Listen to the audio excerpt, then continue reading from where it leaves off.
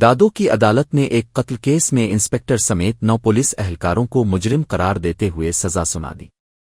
Additional session جج model criminal trial court کے جج حسن علی کلوڑ نے فیصلہ سنایا، جس کے مطابق سابق انسپکٹر نور مصطفیٰ پٹھان کو 7 سال قید اور 10 لاکھ روپے جرمانے کی سزا دی گئی۔ دیگر 8 پولیس اہلکاروں بشمول ASI غلام قادر گوپانگ، نذیر پنہور، دوست علی، عبدالستار، غلام مصطفیٰ ایلے بچی، عمران علی اور دیگر کو بھی 7 سال قید اور 10 لاکھ روپے جرمانے کی سزا سنائی گئی۔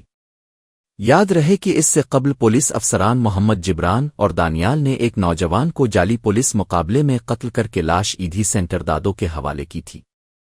اس وقت SSP دادو عرفان سمو تعینات تھے۔ ایدھی خاندان نے لاش کو لاوارث قرار دے کر سپرد خاک کر دیا تھا۔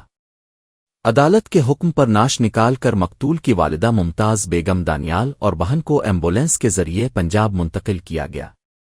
متوفی کی والدہ ممتاز بیگم کی شکایت پر تھانہ B سیکشن دادو میں مقدمہ نمبر 2022/97 درج کیا گیا تھا۔ پولیس اہلکاروں نے نوجوان کو جعلی پولیس مقابلے میں ہلاک کیا تھا۔